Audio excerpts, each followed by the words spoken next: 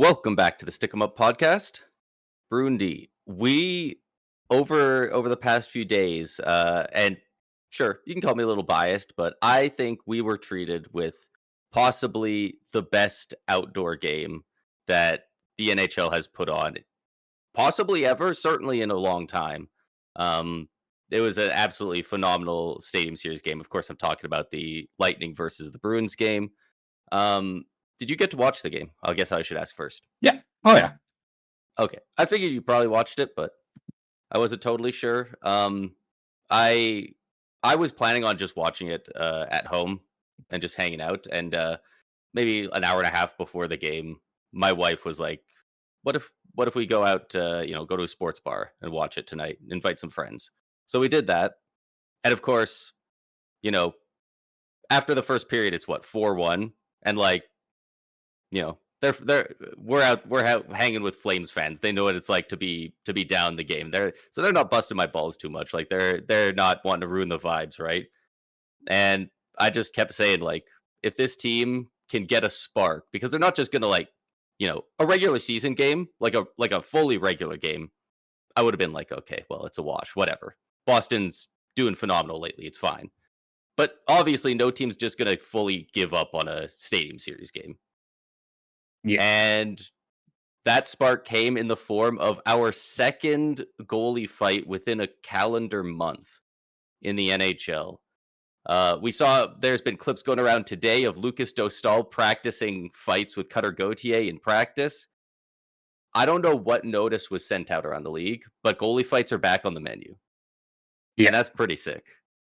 And all we needed was just one to get it going again, right? Yeah. No one Well, wanted the to rest be to the let first that one one to kind happen. of, like no one kind of wanted to be the first one to step up, and because again, like it was before the two we've got now, it was 6 years, so it's not out of the question if you're a goalie to assume, oh, I go and fight, with the Department of Player Safety. Who knows? Maybe they're harsh on goalies when it comes to fighting, and they're not afraid to throw out suspensions because, again, we haven't seen this happen in forever. So, yeah, now that we've seen a couple fights, and it's just someone on your team has to serve your 5-minute major, because obviously the goalies don't go sit in the box for their 5 minutes and no suspensions. It's and now I the also refs didn't know. let them go here, so I wasn't starting to maybe sure become about more the popular. rules,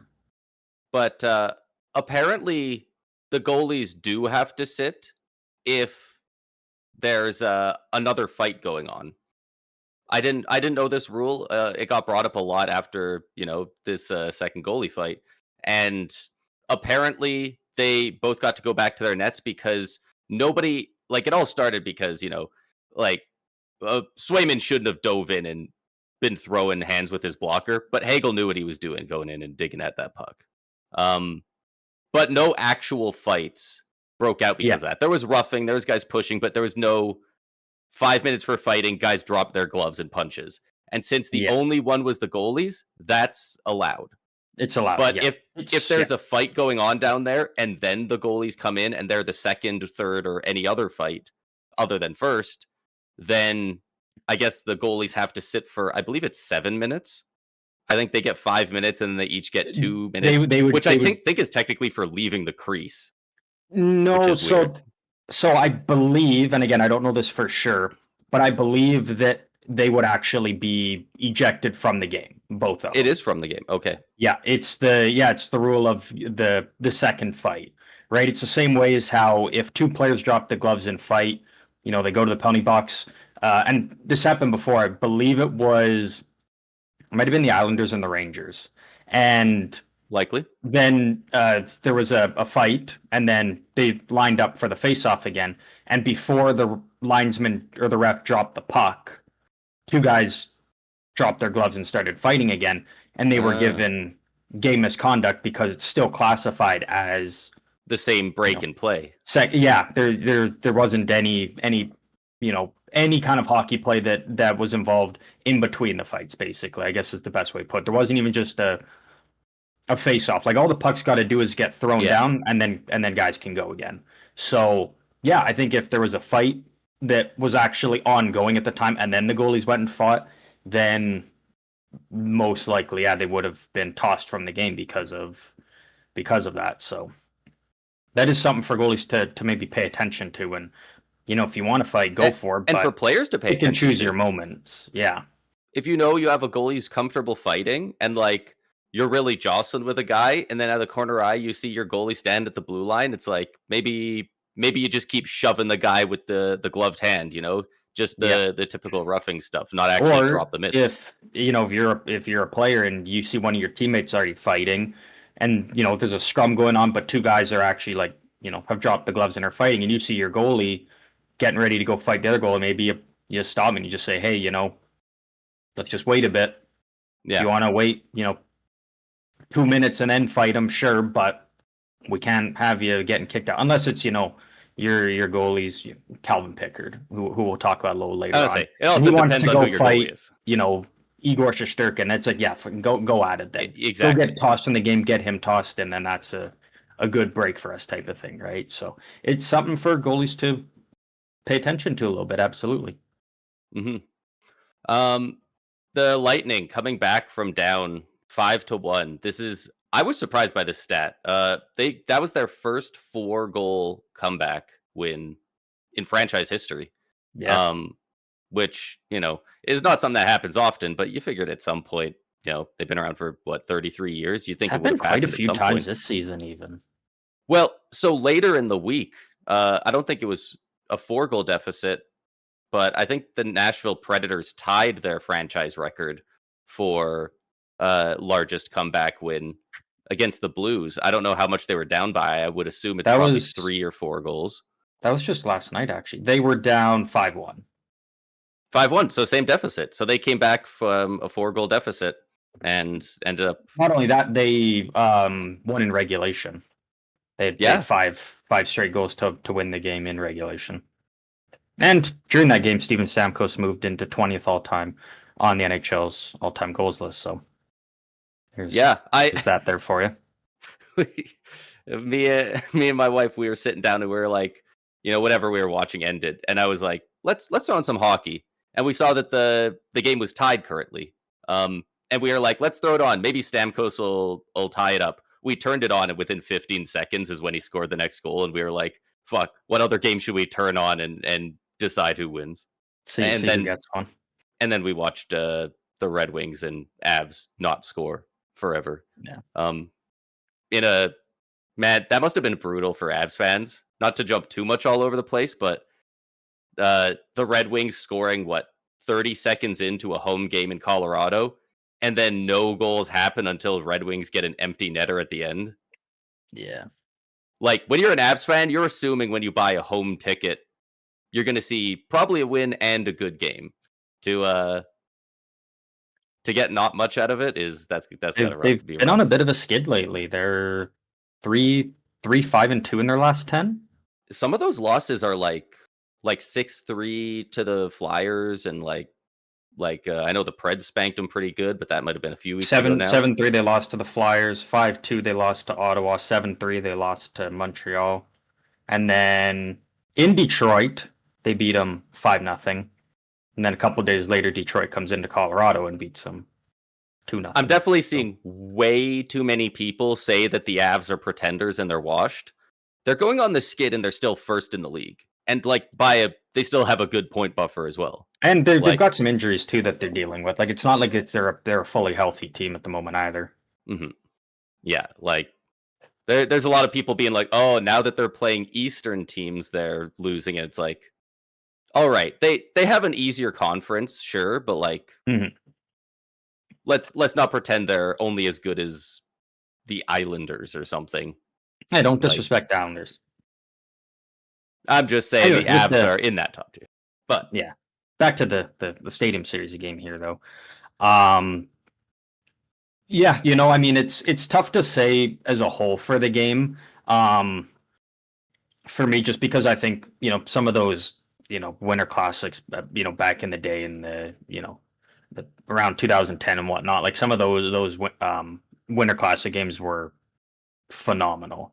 Yeah. One thing I'll definitely say about this game in terms of, because again, they're all outdoor games, but very big difference between the, Winter Classic that they do, which is, usually it was always January 1st, and now it's kind of all over the place. They just pick a day around the Yeah. start of January, it seems. So not counting those, just the Stadium Series games that are usually in this span of, mid to late January to like mid-February. In there is kind of usually when Kind they do of them for the right most before part. the break.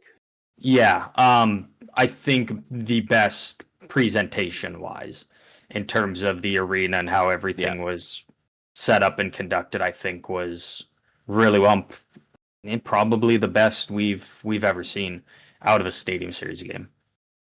Yeah, it was absolutely fantastic. I loved the presentation on a lot of things, and I mean also both teams going all out. Like the Bruins coming out dressed as the founding fathers, like the guys with the powdered wigs and everything.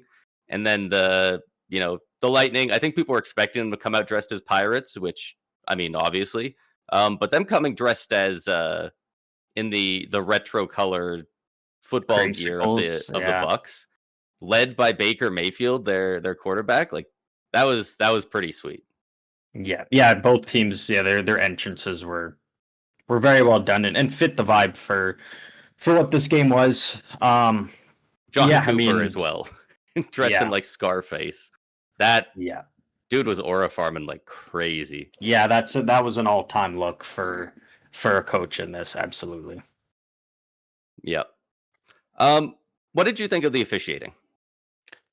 A lot Um, of people are talking about it. I thought it was fine.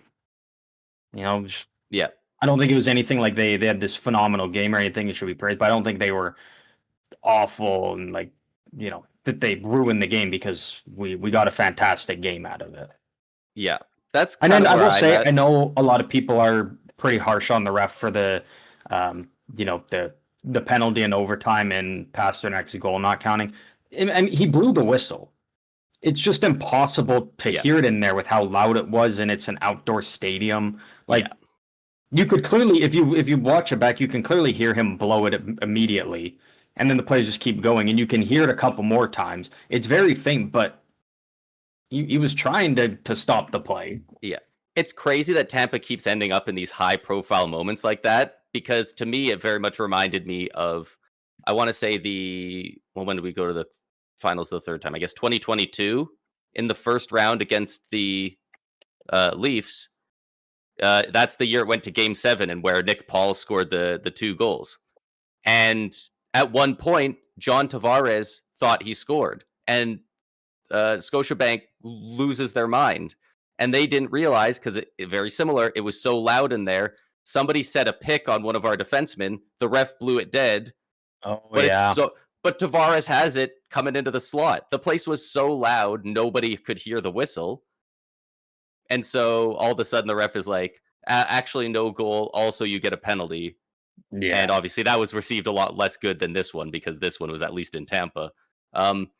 I will say, like, because yes, the ref did blow the whistle well before then, but he did wait until the Bruins were almost out of their blue line and towards the red line with the puck before he blew it. They carried the puck for a good 2-3 seconds at least before blowing it. As soon as he touches it, it should have been blown down. But I mean, obviously, he potentially might have. We just maybe couldn't hear there it. though no, there's a camera angle from down by like Vasi's net, so like you can see the ref the whole way. He only brings his whistle to his lips after multiple seconds of possession, but still way before the shot, like 5 seconds before the shot, before they take the zone. It was just long enough that it obviously got loud enough, created the confusion. Really brutal for Pasternak that he thought he won it. Then he has to sit in the box after realizing he not won it. And then, of course, he's the last shooter in the shootout who rings it off the post. It's post. Yeah. It also does tell you how loud it was in there. The fact that, because the penalty took place in Boston's end, and the ref was blowing the whistle from Boston's end, Jeremy Swayman didn't even hear it.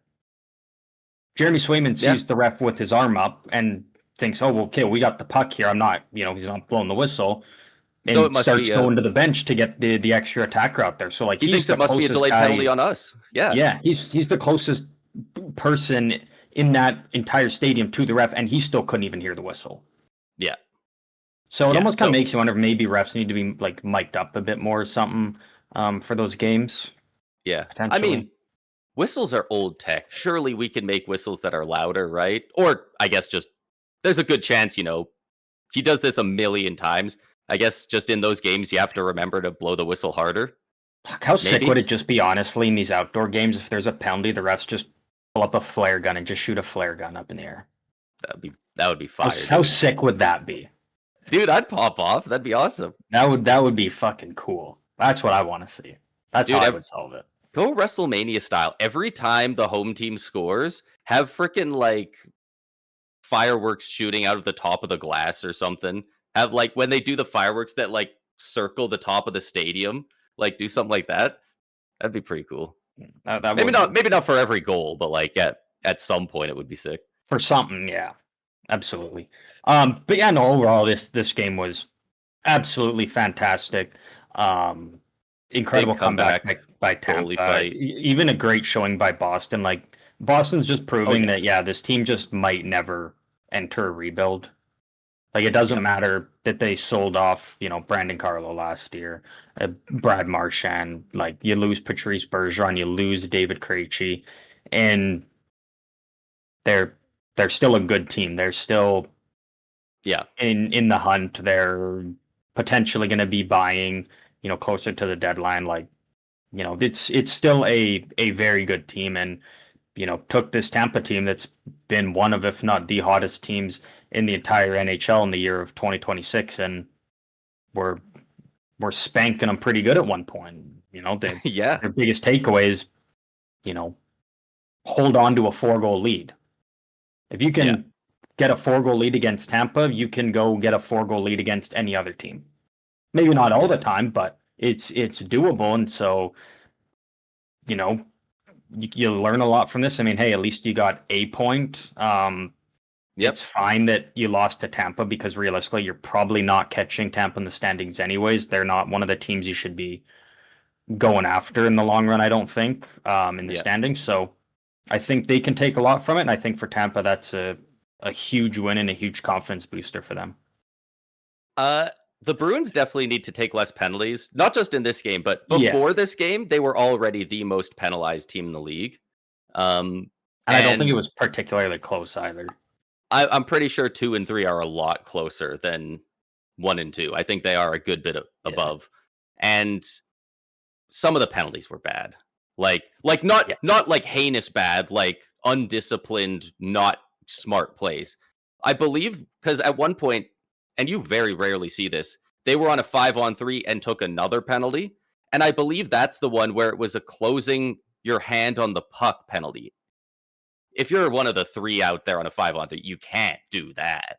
Like, and they let him get away with a really egregious hold on that play too. He was like, he must have dropped his stick because he was like holding another guy's stick under his arm and fighting to move the puck for like 5 full seconds. Like a very egregious hold they were letting go because it's already 5-on-3. And then on top of that, he grabs it and moves it. And it's like, that's not using your brain. Yeah, it definitely was a smart play. And I give the refs a lot of credit for that because, a lot of people I saw were, and, probably Bruins fans if I had to guess, but yeah, complaining about the refs for that and the so many penalties in a row for Boston. But, and again, kind of more of a neutral fan in this game. Obviously, I know you had a lot invested in Tampa in the game. Yeah. For me, I like it though because I never liked when we got to a point in the league, and it's kind of been a common trend for the last few years of a team takes two, This team's got maybe 3 in a row. maybe 3 penalties in a row, and it's not like 5-on-3s. It's like a penalty, 6 minutes later, penalty, 3 minutes later, a penalty, something like that, and then the refs kind of hold off and they're like, all right, we're going to let you get away with They're some just stuff. waiting. We're going to They're be just waiting for for somebody the to get other team tripped. to do something so we can call a penalty to even it up. Like, I like it when the refs just like, you know what? You guys are doing stupid shit over and over. The other team isn't. You're going to serve your penalties. So I give the refs a lot of credit for that. Yeah. Yeah, 'Cause, it always again, we sucks don't see that when very often you can nowadays. just see it sucks when you can see that moment switch for the refs where they're like, "Okay, that's too many for this team in a row. We're what? Not only are we letting you get away with some stuff, we're gonna watch the other team like hawks." And it's like Yep, now it's got this weird power dynamic, and like yep. I think the Bruins earned pretty much all the penalties they got. I'm not going to argue that Tampa shouldn't have got more. I didn't see a ton that were super egregious, but I'm a Lightning fan. I'm also not looking out for that. I know a lot of people talked about. I don't know who committed it, but they were saying Charlie McAvoy got cross-checked at one point, and that was a I pretty was gonna bad say miss. there was I don't remember that's it, but maybe like people the are talking only about it. one that, and I could see that one absolutely. But again, I thought the refs overall still did a fine job with Yeah, this game. And delay of game with the goalie throwing the puck over the glass behind himself too. Like just a bunch of weird penalties uh, mhm. scattered in there. Um, And these are the hardest games to officiate if you're a ref, because way yeah, more eyeballs are on you. Again, it's a way bigger atmosphere, a lot more crowd noise going on, and it's outdoors. It's not as warm as traditional games are in the regular 32 arenas around the league. yeah, You're outside in the cold. At least the players, when they go onto the bench, they get their heaters and whatnot. They're good. Like, you're the refs, you're out there in the cold, and in their it's a what different atmosphere, their and so it's their track pants and their light shirt. Like it's not yeah. they don't got a lot of stuff on. Yeah, Yeah. Again, not maybe they not got stuff underneath. I don't know, but it's probably in terms of regular season games, the hardest to yeah. officiate. Well, not just the extra crowd noise, but also the fact that there's no roof, meaning that like the sound, if you're in an arena and you blow a whistle, that sound kind of just bounces around everywhere and most people end Yeah. up hearing it. Out there, this guy's blowing the whistle, there's all the crowd yelling, he's going that way, maybe there's extra wind noise, and that whistle noise just goes up and out into the atmosphere, like it doesn't get Yeah. captured. So, definitely something to that as well for, I'm saying when they're not hearing stuff. get some flare guns. It would be good. Or That's what I like want. get a little thing on the side of it where it's like when they blow the whistle, it like lights up like I don't know, maybe like lights in the some of the stanchions around the boards. Yeah.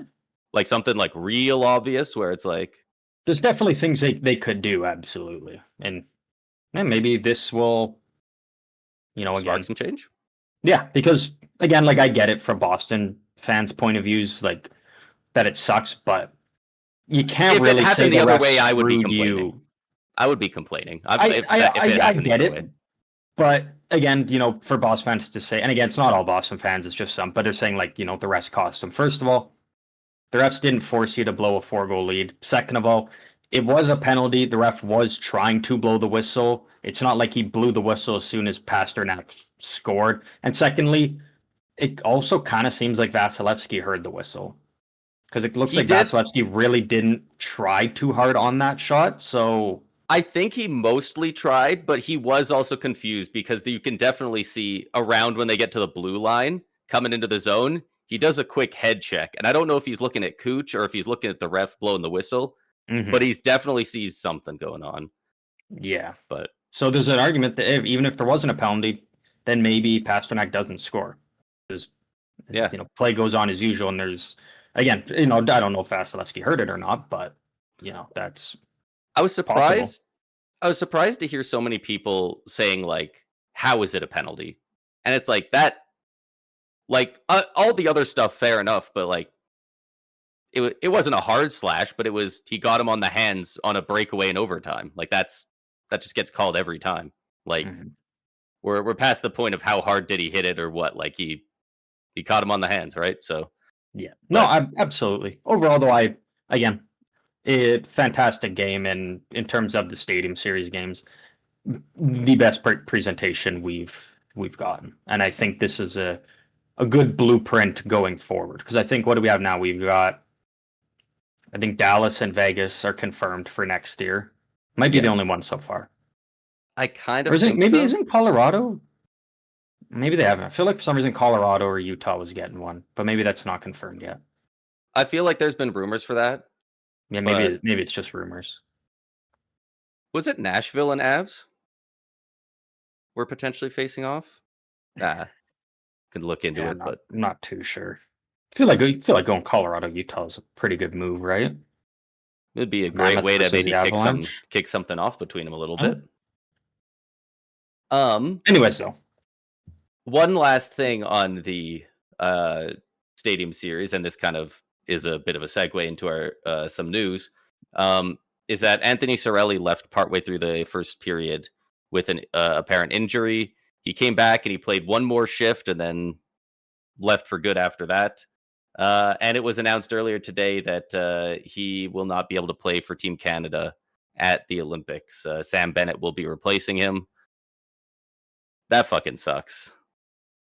That yeah, sucks. I mean, He didn't get this to is play the best parts of the stadium series, and now he's going to miss out on the Olympics that are in Italy. And he's an Italian Canadian. He's got the Italian heritage, so kind of double sucks because that would have been a great location for him as well.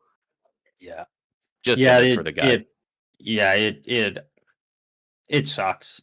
Again, I think I was pretty open with it that out of all the players that made Team Canada, Cirelli was kind of the bottom of the barrel for me. But again, Yeah. absolutely still deserve to be on the team, and yeah, that just fucking blows. Like especially when it's in the outdoor game like this, and what should have been a great moment is now, the game that he got injured in, and now probably takes away his only chances of ever playing in the Olympics, right? Because it's 4 years away. Yeah. There's a good chance he's maybe there for the World Cup in a couple years, but You for guys that never know what's going to happen. yeah, When Stamkos missed the Olympics in 2014 with the leg injury, I'm sure people were like, "That sucks." But if he stays good, he'll be in the next one. And then all of a sudden, this is the next Olympics that NHL players get to 12 go years to. later. Like all Yeah, this, all it takes is 1 year of not getting to the Olympics, and 8 years have passed. So yeah, it's it really does anyone just who suck for misses. him. Yeah, Did you mention Sam Bennett is replacing? yeah. Did you put that in? Yeah, so Sam Cirelli is Bennett currently obviously. 28. So, assuming they do, NHL players get to go to the Olympics in 2030, he'll be 32 at that point. Possible, but it's not Possible. Yeah, especially with Canada's forward core. Anyone is far from guaranteed. What Nathan McKinnon's like 30 years old. Like he's going to be great at 34, I'm sure. It's Team Canada. Your spot is never guaranteed. I'm sure he'll make it, but Yeah, no, it's absolutely sucks for Cirelli. It's again, yeah, not much worse. It's awful. It's kind of weird though because I was reading a thing this morning that they put out being like, and it was talking about Cirelli and Point, and basically saying they're not going to play, Tampa's last two games before the Olympic break. They haven't been ruled Thank out for God. the Olympics yet. They're kind of taking it day by day and seeing what happens. And then 20 minutes later, it's like, all right, Cirelli's now out, Bennett's in. So it's like, well, all right, fuck everything I just read 20 minutes ago. So yeah, it was kind of shocking to just see how quickly that unfolded. Yeah, man, just awful. What do you think about Sam Bennett being the replacement? I'm fine with it. I kind of felt like if there was a forward that wasn't going to be going for Canada, kind of felt that Sam Bennett's the next guy up. And I mean, people can say what they want about him in terms of when he's a Florida Panther, whatnot, totally fine. But I mean, We're already doing it with Marchand. He just won the Conn Smythe. That's the hardest award you can win in the NHL, in terms of an individual award. And he had a very clutch goal for Canada in the final game of the Four Nations. That I think gets overlooked a lot. So, would he have been my pick? Tough to say, 50-50, but I think it's a very respectable pick, and I can't criticize it at all. I get why they picked it, and frankly, if I had to guess, I figured they would pick him, just how they do it. I really think they should have gone Bedard here. Sam Bennett will not be taking over the role Cirelli was playing. Like, Cirelli plays such a specific game that as soon as he goes down, he's a guy that you are not replacing with anyone who isn't already there. I think Yeah. Cirelli would have been playing minimal time 5-on-5, no power play time. He would have been getting penalty kill 1 though. Him and Yeah. Hagel are so good. The Lightning right now are second in the league for penalty kill. The Blackhawks are number 1 No. somehow. Don't know who's doing that. But clearly you're not bringing in a new guy who will be penalty kill 1. I think as soon as he goes down, you know that Suzuki is going to be penalty kill 1 center. Horvat's probably going to be penalty kill center 2. And then, Yeah. whatever figured out with the wingers, Hagel probably stays penalty kill 1. And then, Mark Stone, Mitch Marner, you have options. Yeah. Since they don't need to bring in a defensive guy, I don't know why they're bringing in such a heavy, like he's a clear bottom 6 guy. Not that he's bad, but because that's the role he plays, that hard-hitting, grinding game. Moderately defensively responsible. I just feel like since you already have the Horvats in kind of players in there to fill that penalty kill role, Yeah. Take this opportunity to be like, Bedard, now that you're healthy, like let's get it going. It's one of those things that I kind of wonder, if when Bedard came back from his injury, if he was producing and playing the way he was prior to it, if maybe he would have gotten the tap, but not like he's been awful, but very clearly not producing at the same rate as he was prior to the injury. A and I top wonder 5 if maybe scorer that's beforehand. Yeah.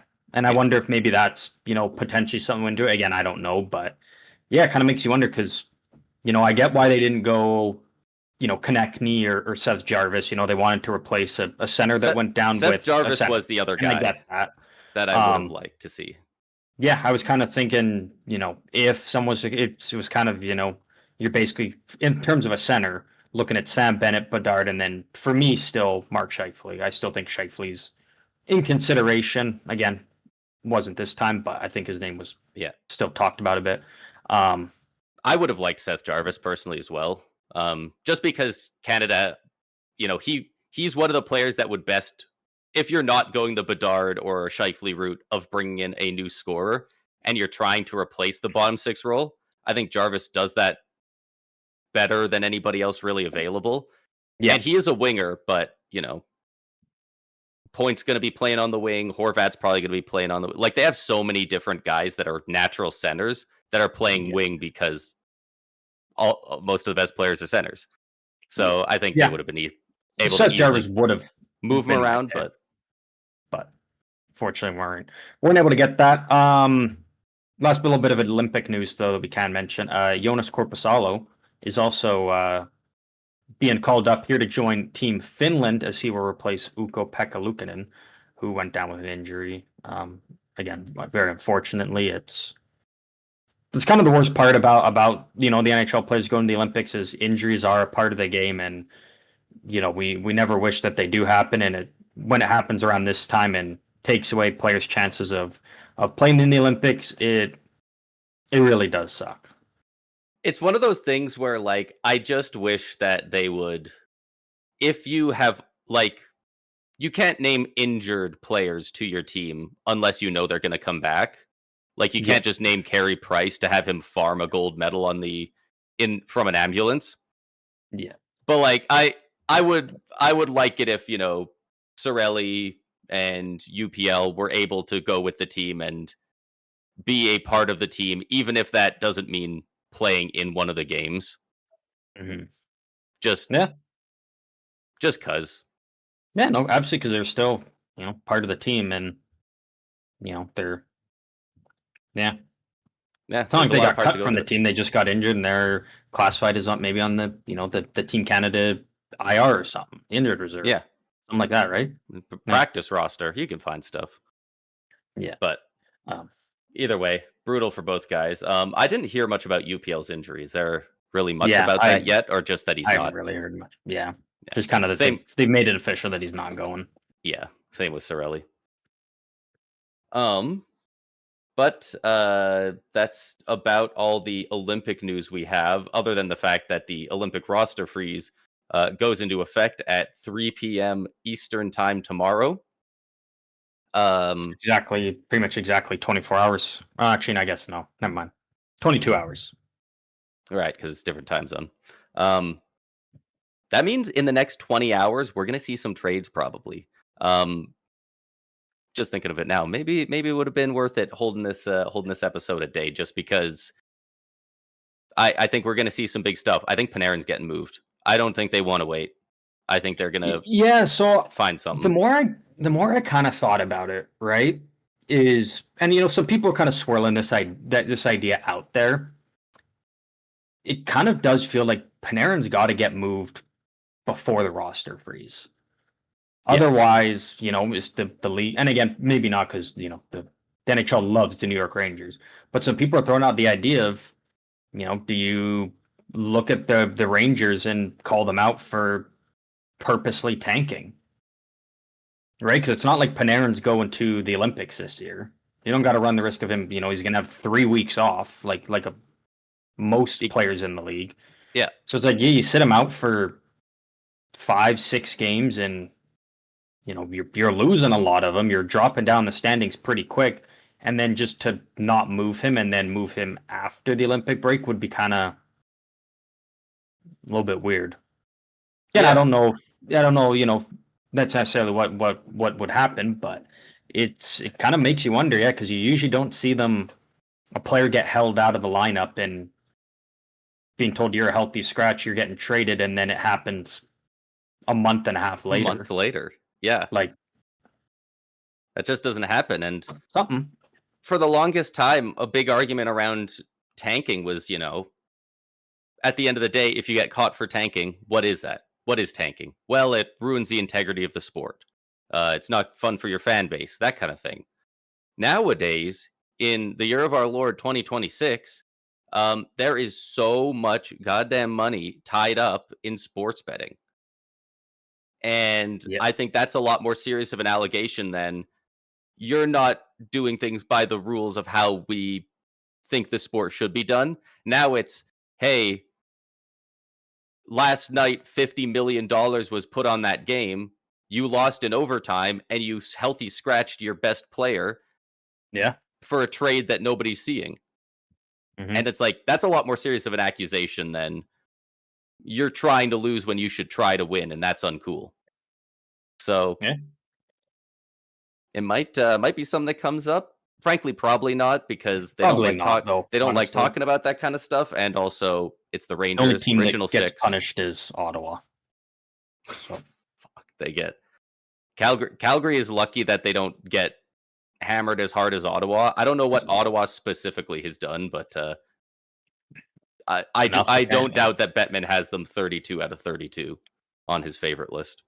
Yeah, it's it definitely makes you wonder. Yeah, probably going to start. It's kind of like last year, because they had the little roster freeze before the Four Nations, and we started to see a lot of stuff come out right before the roster freeze, because again, it's when is the Mikko Rantanen trade was probably not too far before that, I think. Yeah, just a little bit before.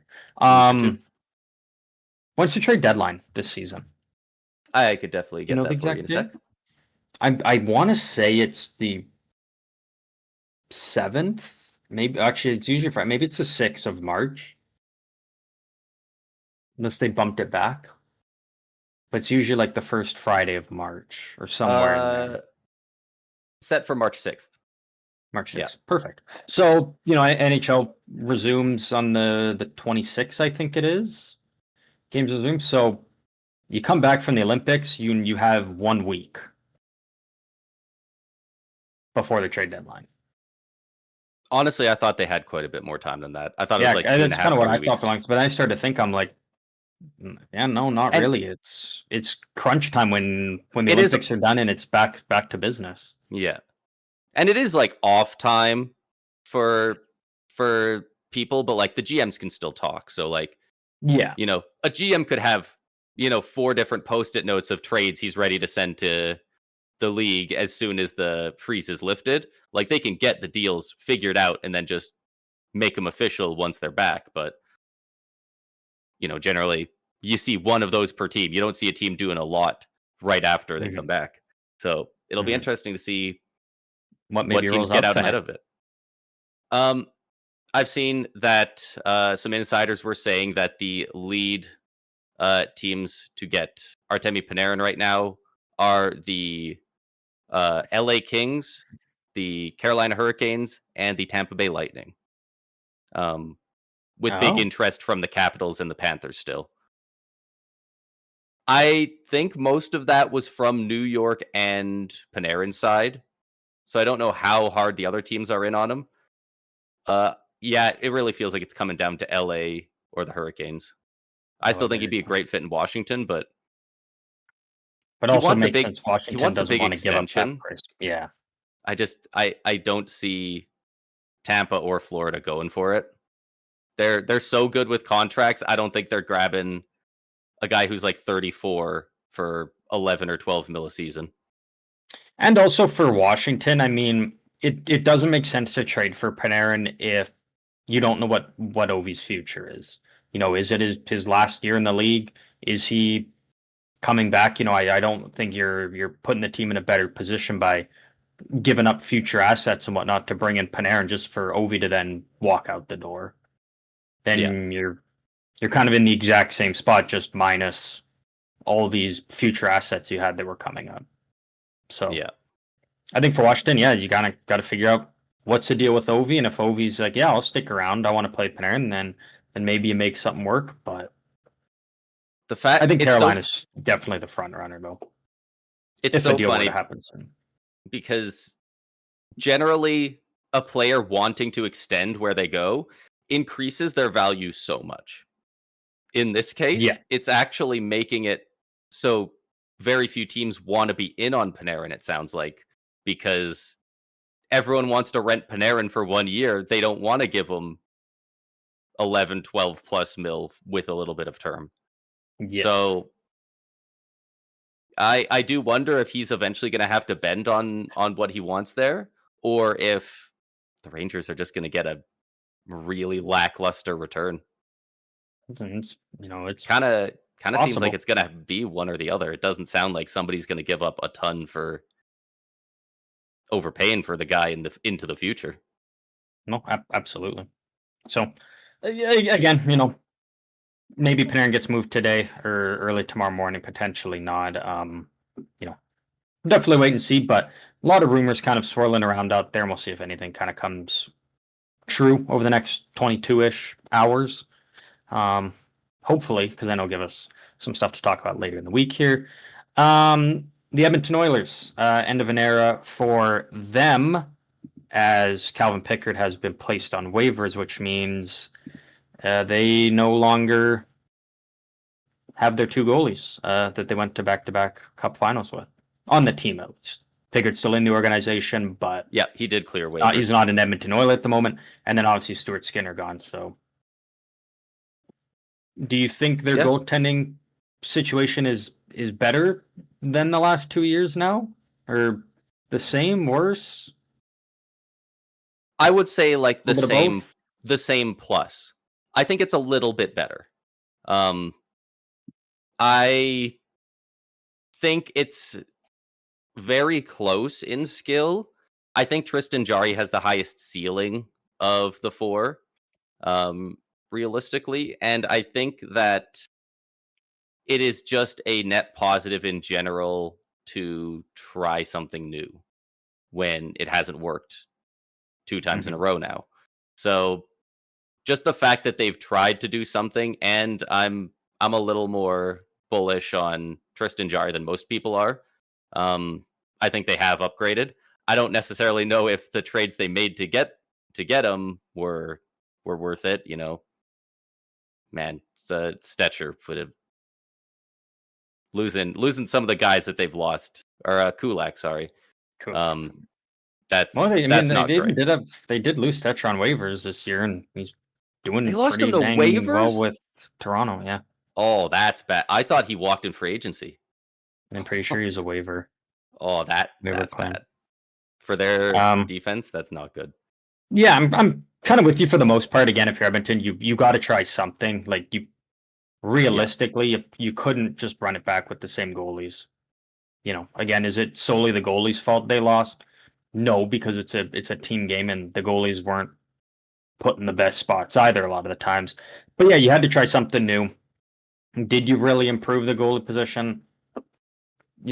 Tough to say. It really comes down to, do they get the job done in the playoffs or not? Regular season, again, I've said it before, who cares? For Edmonton, it's how does it go in the playoffs?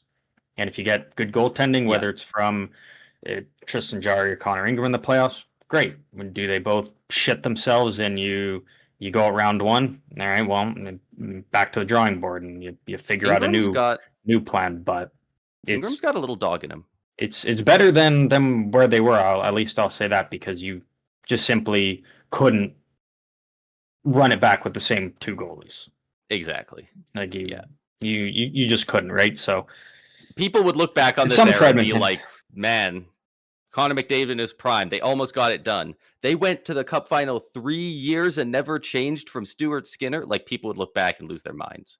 Like, so they had to do something. And yeah, it matters how they do in the playoffs. Jordan Binnington, look at his numbers this year. Abysmal. He's the starter for Team Canada until proven he doesn't win those big games. Like, he's going to go for that. Bobrovsky's down to like an 873 or something on the season. Do you think the Panthers are, maybe they're a little bit worried about making the playoffs right now? If they get in, do you think they're worried about goaltending? No. If Bobrovsky's going to go in the playoffs and drop a 920 save percentage. He will immediately be a 920. That's exactly what I was going to say. Like, he's not going to miss a beat in the playoffs. And you might ask, well, why? Because that's just how it works. That's just how it works with Florida right now, and Bobrovsky until proven otherwise. Yeah, that's just how it works with a lot of elite players. Like, Draisaitl goes 3 goals and 4 assists in his last 15 games of the season.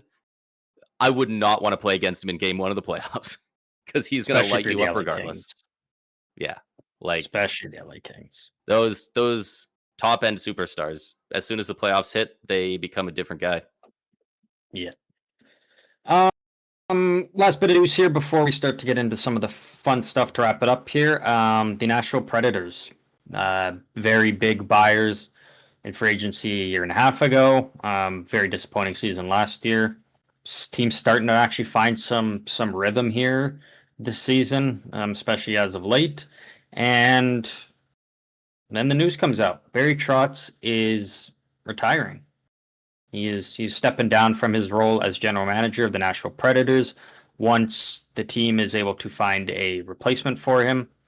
And it is not retiring to go back into coaching or to do other stuff. It sounds like he's ready to just spend time with his family and enjoy retired life. And I don't think there's anything wrong with that.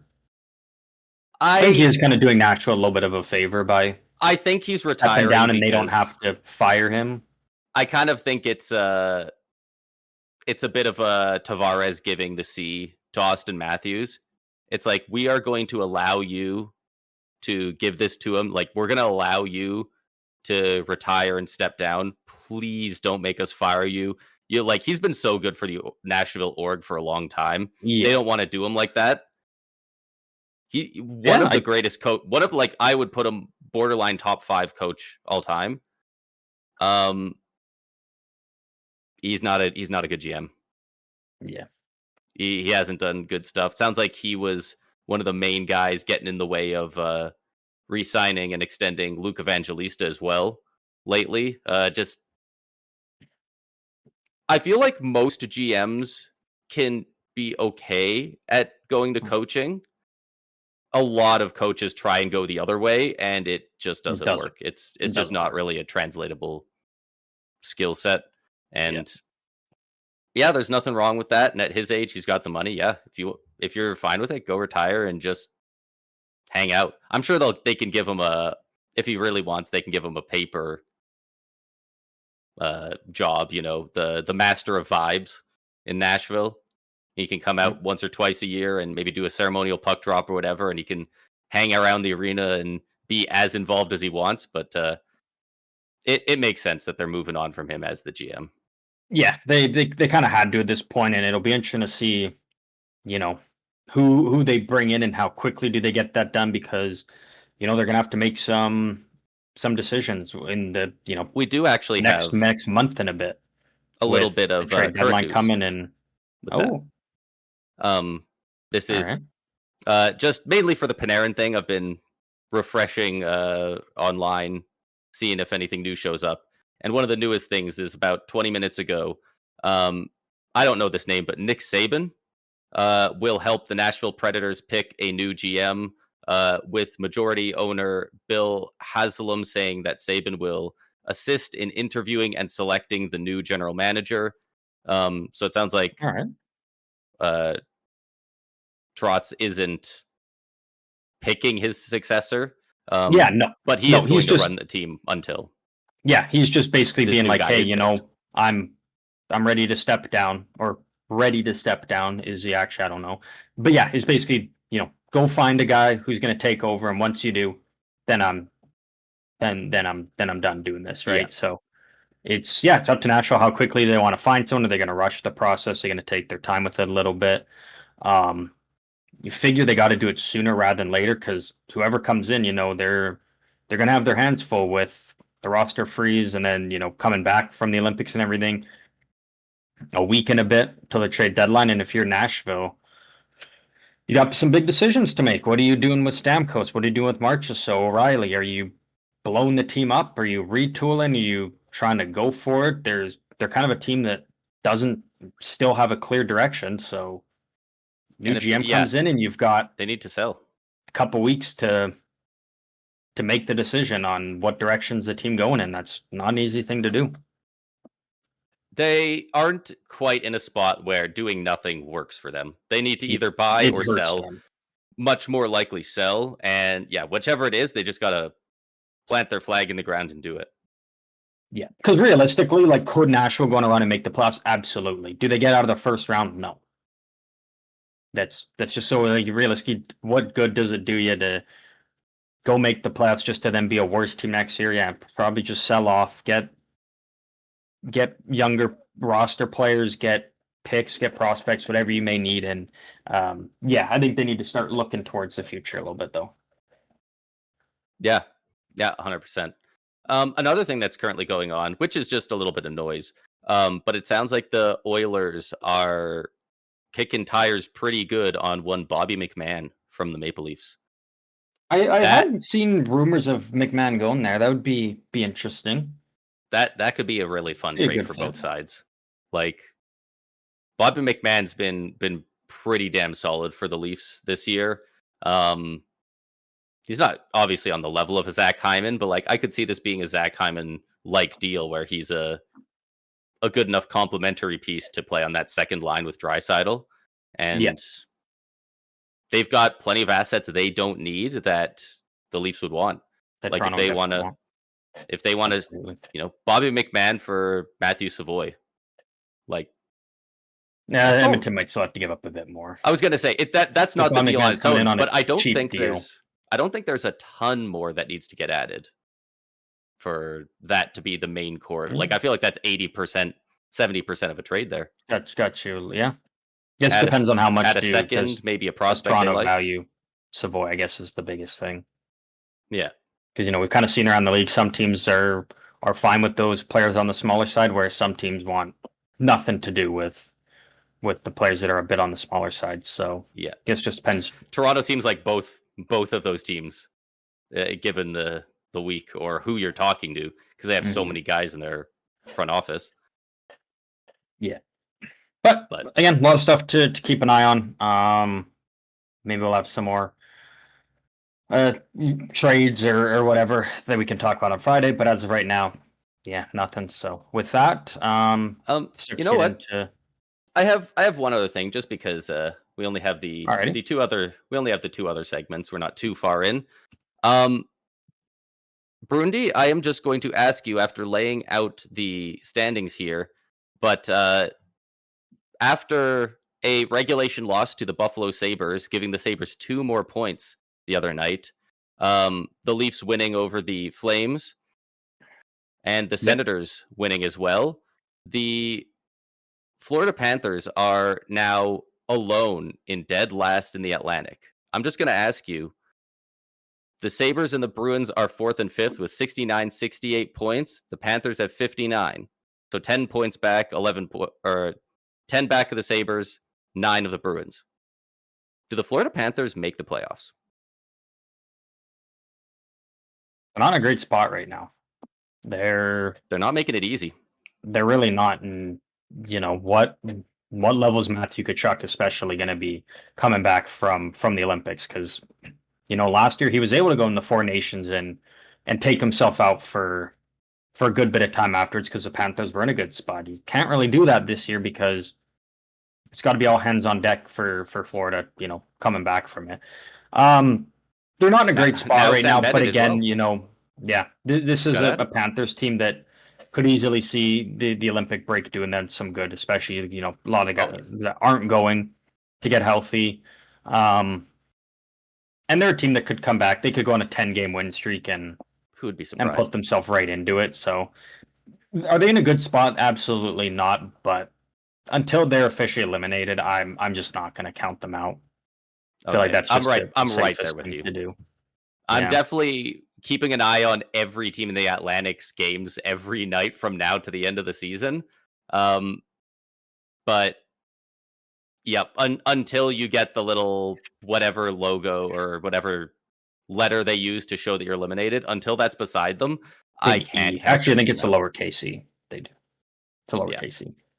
Yeah, and until I see that, I wouldn't be shocked at all if they went 11-0-1 in their next 12. They just decided to turn it on.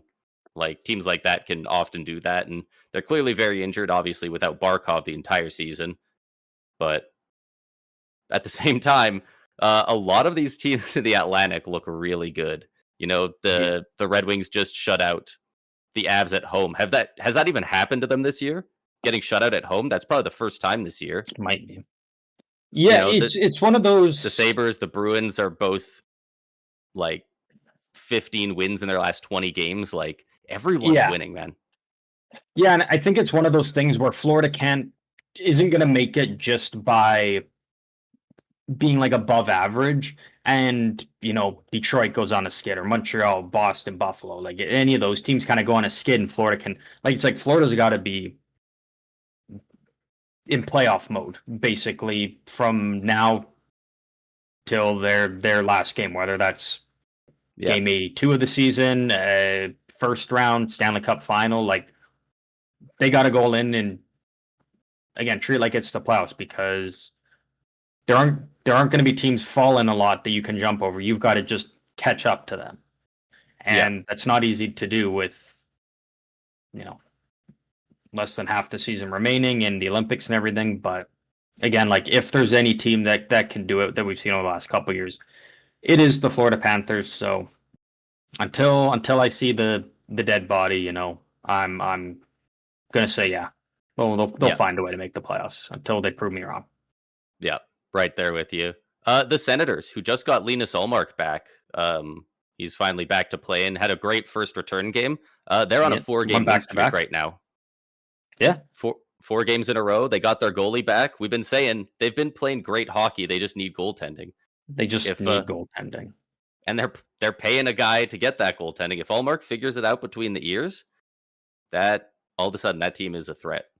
Yeah, and that's right where we've been with them for the last bit. Is they just needed goaltending, and maybe they're getting it finally here. So, yep, between him and Reimer, it looks like they're getting the job done. They might have some, absolutely. But we can head over to the next segment here. Do you want to do the weekly mock trade next? Yeah, we got the weekly mock trade, everybody's second favorite segment. Let me pull it up here. So again, these are trades that could realistically happen that we would maybe want to see, and deals that make sense. So nothing, totally unrealistic with these. But are you ready for? I am ready. Weekly mock trade. I think I kind of did something similar to this previously, but this was a while ago, and things have definitely changed since then. So we're talking Artemi Panarin. Of course. We're going back He's to the big that, fish and right now. especially because he could be traded by the time we even upload this within the next hour. Yeah. And then If we're might as lucky well in get the it out next there few now. minutes. A team that you apparently have heard be out there. I really haven't heard anything about this team, but I think they're a very sneaky team and could definitely be in the mix and could make it happen. And that is the Tampa Bay Lightning. Your Tampa Bay Lightning. All right. So I have Artemi Panarin at 50% retained, going to the Tampa Bay Lightning in exchange for forward Oliver Bjorkstrand, Right. Have to make the prospect money work. center Sam O'Reilly, a 2026 second round pick, and a 2028 first round pick. So a first round pick in 2028, a second round pick in this upcoming draft, Oliver Bjorkstrand and Sam O'Reilly. Does that come with an Panarin, extension? 50% retained. I'm assuming it would. It kind of sounds like if Panarin's getting traded, it's going to be an extension. There's not a lot of teams that are thrilled about the idea of him as a rental, given what they would have to give up for him. Yeah. And I could see Tampa being one of those teams that, hey, Panarin, you're coming here. We'll give you an 8-year extension. You want 50 mil, so we'll give you 8 years and at $7 million or something. Six like and a half, whatever that is. Yeah, like I think that's definitely something Tampa could do.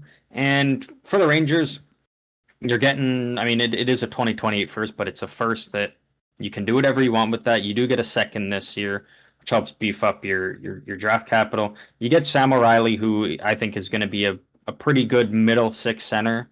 Probably low end 2C, very high end 3C. It's kind of where he's at about right now. And then over Bjorkstrand, it makes the money work, and it gives the Rangers the chance they could retain 50 on Bjorkstrand and flip him to another team, and you could get another, probably not a first, but you could get a second and a prospect or 2 seconds or something. So it's just a player you can flip to add more to your draft capital or your prospect pool, whatever way they want to go with it. So right. Is Panarin right or left-handed? Do you know? We talked about this before. I think he's right-handed. Because let me look it up here. If he's right-handed, that he might be definitely left-handed. What works better for Tampa? If he's right or left? Right-handed. Okay, so then I think he is right-handed. He does shoot right, which okay. Because I do remember we had discussed that before. Yeah, because the big thing is, then you can bring him in onto that top power play unit, and he can be in the Stamkos spot as the one-timer. We've kind of replaced that need as much from the blue line unexpectedly with Darren Radish. He's kind of the trigger man drawing focus away from Kucherov now. So we don't need it as much, but it's still nice to have all of those things on one power play. It's definitely an interesting idea. I mean, picks or whatever. We're not drafting with them anyway. Who cares? And again, it is with the assumption guys. That Panarin is coming with an extension. Yeah, it's not just a pure rental, because I don't think if they're comfortable with an extension, if they're comfortable with it and it's a fair price, then because I don't want to say Bjorkstrand, Sam O'Reilly, like that's it sucks to give up a bunch of stuff, but like none of that is super impactful. I mean, Bjorkstrand's good, and frankly, he's just the whipping boy of the Lightning circles right now, just because he's not doing what his cap hit says, but that's because of an injury, not the player he is. He's already better now than the start of the year. Panarin's a massive upgrade on him, though. And Sam O'Reilly, he's going to be good in the future. Not for us now, Would you trade Sam O'Reilly for a cup? Yeah, no shit. Yeah. And I don't know for sure with Panarin, but from what I've kind of heard is he's looking for 50 million, but he doesn't care how the deal is done. It kind of sounds like he doesn't care if it's the goal, on the overall contract. He doesn't care if it's over a 3-year deal, a 4-year deal, a 7 or 8 year deal. It sounds like it doesn't really matter to him. It's just whatever the extension is, as long as it equals out to at least 50 million, that's really all that matters, as far as it sounds like. So, and we know Tampa is able to make these crazy type of deals work and stuff like that. So that's why I kind of thought, they could be a very sneaky team. And You're getting rid of stuff that doesn't do you good right now in terms of, Sam O'Reilly, who's going to be a decent player, but doesn't help you right now. The pick, so you're basically just upgrading from Bjorkstrand to Panarin. It's not bad. Yeah. I mean, yeah, I feel a little leery about it, but if it happened, I wouldn't be able to be upset. Like, we're already playing so well, and now our top six is When healthy. Kucherov, when healthy, Kucherov, Cirelli, Hagel. Oh, what's your second line? Jake frickin' Gensel, Braden frickin' Point, and Artemi Panarin. It would be probably that would be crazy. The best top two sets of wingers in a long time. One of the best. I don't want to say the best because there was some other really good units, but it's definitely up there and easily could be number one. So yeah, because I kind of looked when I was making, I was like, oh, maybe they could, maybe the Rangers would also send Taylor Radish back to Tampa, and he could play with his brother Darren, and maybe that would spark something for him. But then I kind of looked, I'm like, Tampa doesn't really need those bottom six wingers or centers or like their bottom six. And then I look at the Blue Line, I'm like, they got so many defensemen. It's like if they're gonna make a move, it's got to be for something big. Exactly. It doesn't help them to go and grab a sixth or seventh defenseman. That's kind of what we did all summer. That and like we got their so bottom much six depth back. Is doing fine. They're fucking finding these random guys sleeping in a alley in a dumpster, and they're like, "Hey, you want to come play hockey for us?" Oh, and now he's a phenomenal bottom six. Like it's insane. Dominic James, we just found him in a dumpster behind United Center in Chicago. He's a stud. He's been great. Like, yeah, we're looking for those big guys, and Panarin, like that's a lot to give up, but none of that is massive needle moving stuff, and it's not needle moving stuff right now. Like, I keep seeing people like if you don't like Panarin for personal reasons, or you don't want to see your team extend him for too much money in the future, I get all that. I keep seeing people be like, Panarin doesn't make my team better. That's a lie and I don't give a shit what team you cheer for. Like, Team Canada would be made better with Panarin there.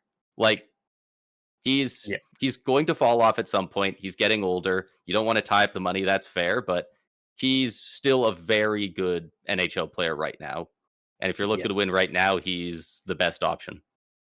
So, for those reasons, if it came with the reasonable extension, I would say yes. And I guess I am the Lightning fan, but looking at it from the Rangers side, I think that is a good return. Sam O'Reilly would be good for them, assuming they don't mess up his development. Bjorkstrand, I think they'd be able to flip for a nice return, getting the picks back. Like, I think that's a lot of stuff that they would want. Yeah, even if, and again, the worst part about it for the Rangers side is that first is a 2028 first. But if you can, because Rangers probably finishing, I'm assuming they have their own second round pick, bottom five team. So you got the 38th overall pick around there. They do not. They don't have their second rounder this or next year. Fuck. Well, sure. Arizona. Say Arizona has the option to acquire Rangers 2024 third or 2026 second. Okay, well, they're not a team anymore. And their one next year was traded to the Pittsburgh Penguins on July 1st, 2024. Well, okay, so they have some other team second round pick. Say it's 45th overall.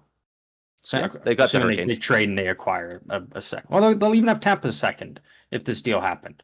So you could always just at the draft take that second, that first. It's 2 years away, and move yourself back up into maybe somewhere in the first round. If there's a player you really like that's maybe fallen, maybe you do something like that.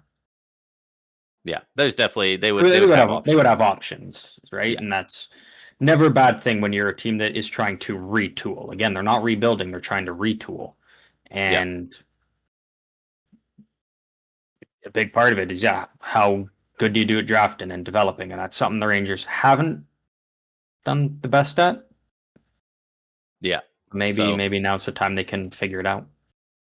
You know what? I don't know if we've ever seen a team do this, but what are your thoughts on them doing some type of weird rebuild where they don't draft their future? they trade for it?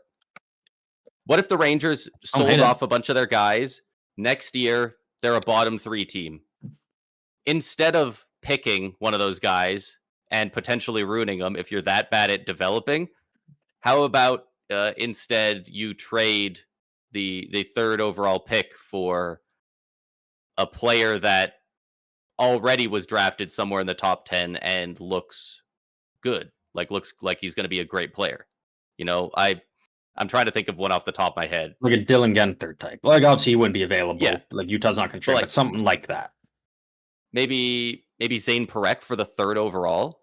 The Flames aren't exactly looking to move Parekh, but I mean, third overall, that's pretty nice. Depending on where Parech's at in the cup, exactly, yeah, on the road, something like that with another team that is further behind in the process than you, and would be willing to give up players. Yeah, something like that.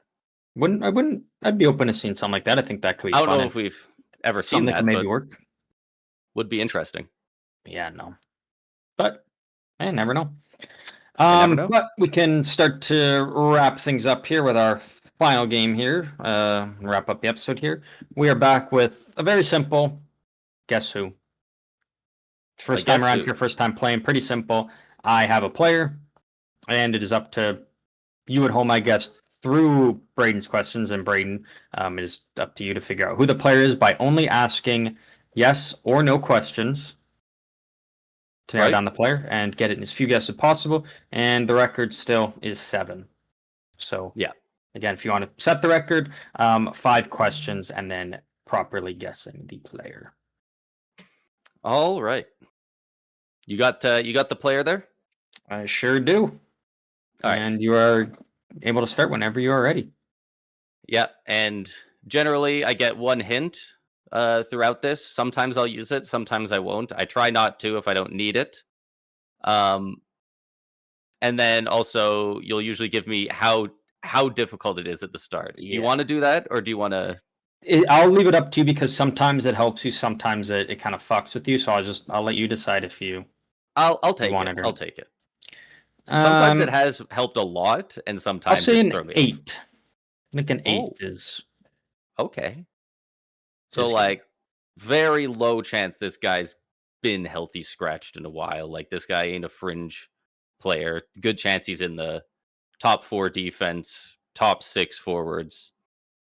Probably not a backup goalie. He'd probably have to be a starter. Okay. I can work with that. All righty. All right. First question.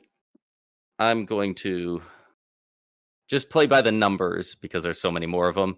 I'm going to guess, is this player a forward? They are forward. They are forward. They're a forward. Good start. I think I've used this one once before. And I believe it helped me quite a bit. So I'm going to give it the old college try. Does this player play for a Canadian NHL team? They do. Okay. They do. They do play for a Canadian team. So 2 questions in, forward on a Canadian team. Okay. We're cooking. We're cooking. Not a bad start. Okay. How many Canadian teams are in the East and West? Obviously, the West has the Canucks, the Oilers, the Flames, and the Jets. And then the East has the Habs, the Leafs, and the Sens. Correct. Is that the best way to narrow down the team? I think narrowing down the team really helps. So be it. You can take whatever approach you want.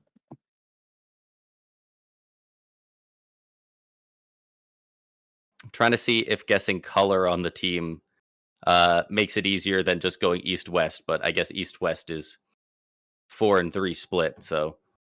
I think also, when you kind of think of the colors, it's either like blue or red. Most Canadian teams, it's blue or red, but that still doesn't really help me much.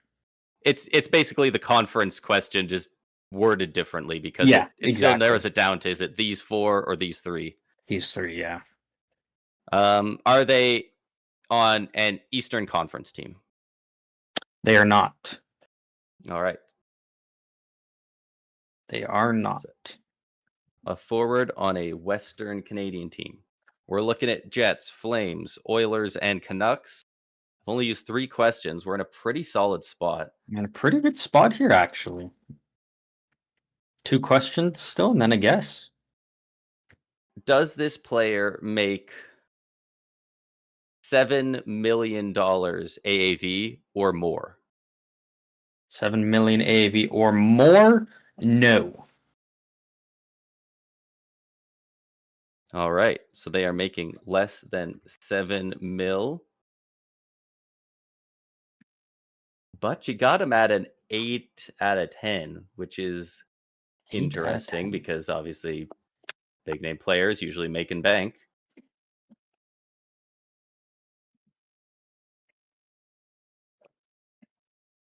Yeah. They're making less money.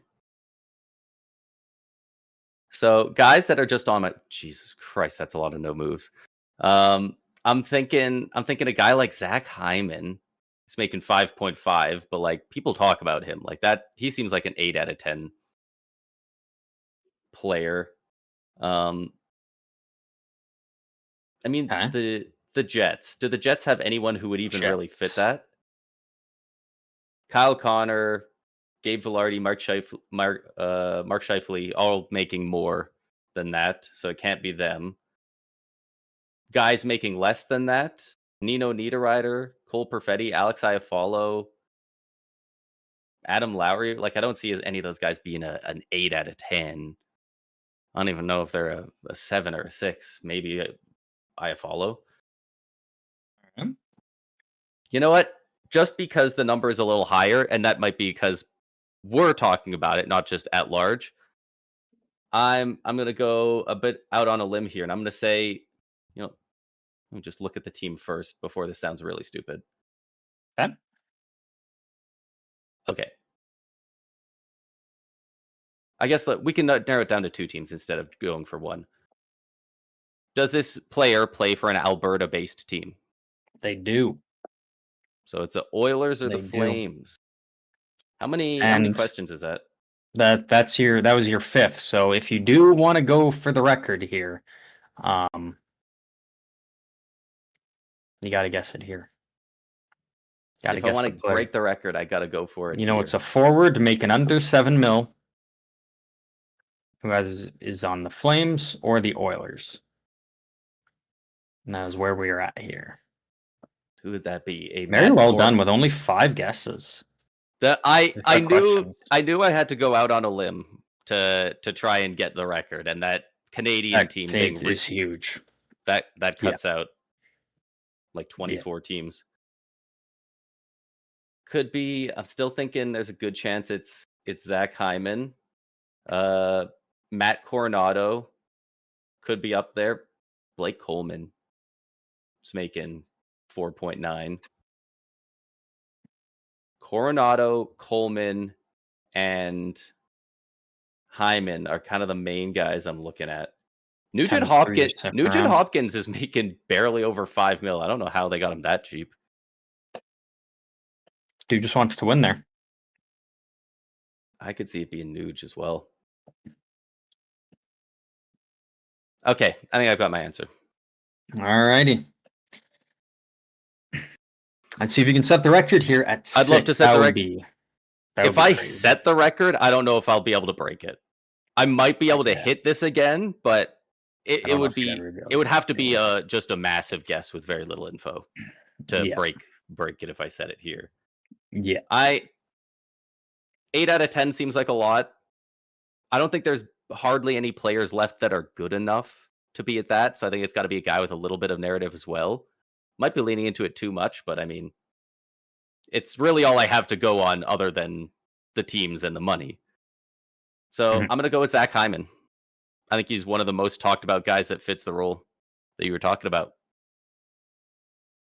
Zach Hyman, locking it in.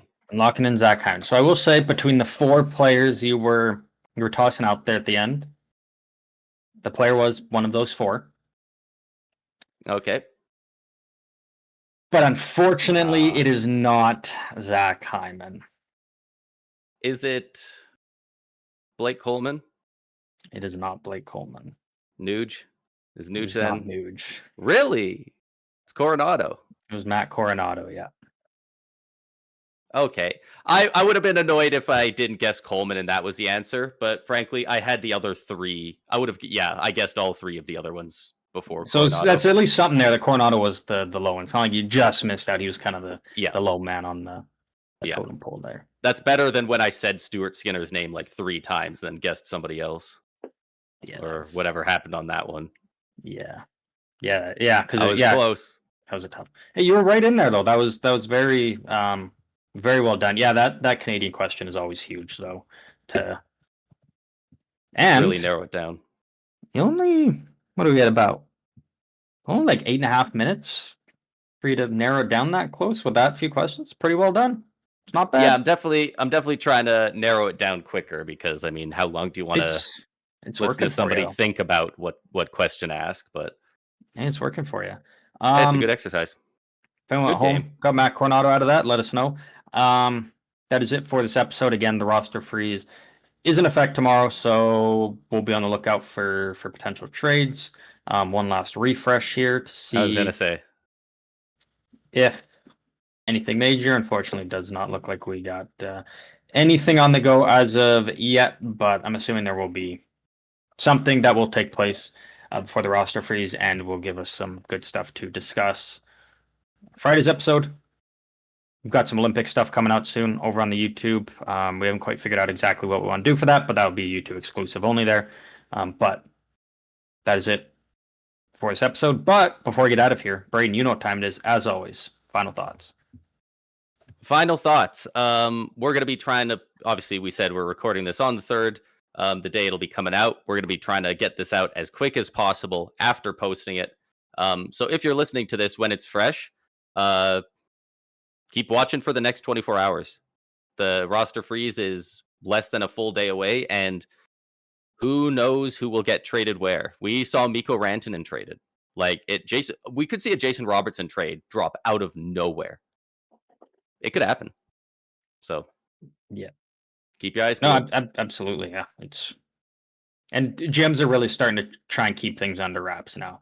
Like, I know a lot of people weren't happy with the leaked, return of Rasmus Andersson that was going to be going to Calgary if Rasmus Andersson went to Boston. Like, I know that rubbed a lot of people the wrong way. So GMs are really trying to keep things quiet until something's official. So yeah, there could be a chance. Yeah, no rumors, and then here's a trade out of nowhere.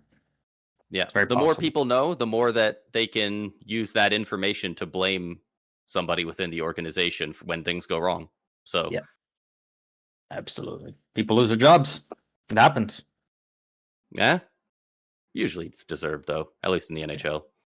Most of the time. But that is it for this episode. One final time, hope you enjoyed. And as always, we will see all of you lovely people out on the ice later this week.